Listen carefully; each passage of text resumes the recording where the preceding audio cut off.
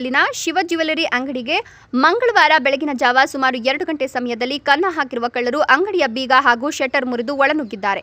ಅಂಗಡಿಯಲ್ಲಿದ್ದ ಬೆಳ್ಳಿ ಸೇರಿದಂತೆ ಬೆಲೆ ಬಾಳುವ ವಸ್ತುಗಳನ್ನು ಕದ್ದು ಪರಾರಿಯಾಗಿದ್ದಾರೆ. ಇನ್ನು ಮಂಗಳವಾರ ಬೆಳಗ್ಗೆ ಅಂಗಡಿ ಬಾಗಿಲು ತೆರೆಯಲು ಬಂದ ಅಂಗಡಿ ಮಾಲೀಕ ಶಿವಕುಮಾರ್ ಅಂಗಡಿಯ ಬೀಗ ಹಾಗೂ ಶಟರ್ ಮುರಿದಿರುವುದನ್ನು ಕಂಡ ಕೂಡಲೇ ಚಿಂತಾಮಣಿ ನಗರ ಠಾಣೆಯ ಪೊಲೀಸರಿಗೆ ಸುದ್ದಿ ಮುಟ್ಟಿಸಿದ್ದು, ವಿಷಯ ತಿಳಿದ ಕೂಡಲೇ ಸ್ಥಳಕ್ಕೆ ಚಿಕ್ಕಬಳ್ಳಾಪುರ ಜಿಲ್ಲಾ ಪೊಲೀಸ್ ವರಿಷ್ಠಾಧಿಕಾರಿ ಕುಶಾಲ್ ಚೌಕ್ಸೆ, ಎಎಸ್ಪಿ ಜಗನ್ನಾಥ್ ರೈ, ಡಿವೈಎಸ್ಪಿ ಮುರಳೀಧರ್, ನಗರ ಠಾಣೆಯ ಸಿಐ ವಿಜಯಕುಮಾರ್ ಬೆರಳಚ್ಚು ತಜ್ಞರೊಂದಿಗೆ ತೆರಳಿ ಸ್ಥಳ ಪರಿಶೀಲಿಸಿ ಅಂಗಡಿ ಮಾಲೀಕ ಶಿವಕುಮಾರ್ ನೀಡಿದ ದೂರಿನ ಮೇರೆಗೆ ಪ್ರಕರಣ ದಾಖಲಿಸಿಕೊಂಡು ಕಳ್ಳರ ಪತ್ತೆಗಾಗಿ ಬಲೆ ಬೀಸಿದ್ದಾರೆ.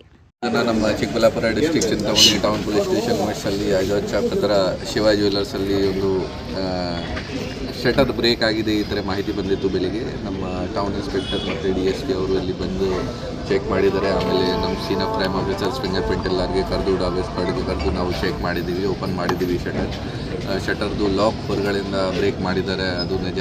ಹೊರಗಡೆ ಲಾಕ್ ಆಗಿರೋದು ಪಾರ್ಟ್ಸ್ ಕೂಡ ಸಿಕ್ಕಿದೆ. ಬಟ್ ಒಳಗಡೆ ಹೋಗಿ ಚೆಕ್ ಮಾಡಿದ ತಕ್ಷಣ ಅವರಿಗೆ ನಮ್ಮ ಯಾರು ಅಂಗಡಿ ಇದೆ ಅಂಗಡಿ ಓನರ್ ಅವರು ಹೇಳ್ತಾ ಇದ್ದಾರೆ ಮೋಸ್ಟ್ ಆಫ್ ದ ಐಟಮ್ಸ್ ಎಲ್ಲ ಇಂಟ್ಯಾಕ್ಟ್ ಇದೆ, ಜಾಸ್ತಿ ಏನೂ ಈ ಥರ ಹೋಗಿಲ್ಲ. ಬಟ್ ಏನು ಹೋಗಿದೆ ಅವರಿಂದ ನಾವು ಮಾಹಿತಿ ಕಲೆಕ್ಟ್ ಮಾಡಿ ಅವರು ಏನು ಕಂಪ್ಲೇಂಟ್ ಕೊಡ್ತಾರೆ ಎಷ್ಟು ಹೋಗಿದೆ ಅದು ನಾವು ಒಂದು ಕೇಸ್ ರಿಜಿಸ್ಟರ್ ಮಾಡ್ತೀವಿ. ಮೊದಲೇ ಕೂಡ ಕಳ್ಳತನ ಆಗಿದೆ, ನಾವು ಪತ್ತೆ ಮಾಡಿದ್ದೀವಿ. ಆ ಟೈಮ್ಗೆ ನಮಗೆ ಬೇರೆ ರಾಜ್ಯದವರು ಕೂಡ ಸಿಕ್ಕಿದ್ದಾರೆ, ನಮ್ಮ ರಾಜ್ಯದವರು ಕೂಡ ಸಿಕ್ಕಿದ್ದಾರೆ.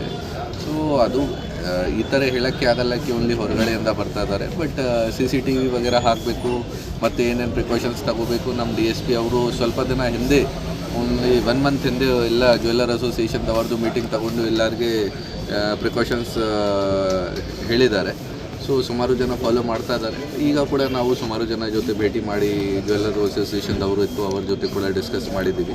ಮತ್ತೇನೊಂದು ಮೀಟಿಂಗ್ ತಗೊಂಡು ಏನೇನು ಕ್ರಮ ತಗೋಬೇಕು, ಹೇಗೆ ಸೆಕ್ಯೂರಿಟಿ ಇನ್ಕ್ರೀಸ್ ಮಾಡಬೇಕು, ಪೊಲೀಸ್ ಕಡೆಯಿಂದ ಏನು ಎಕ್ಸ್ಟ್ರಾ ಆಗಬೇಕು ಅದು ಎಲ್ಲ ಡಿಸೈಡ್ ಮಾಡ್ತೀವಿ.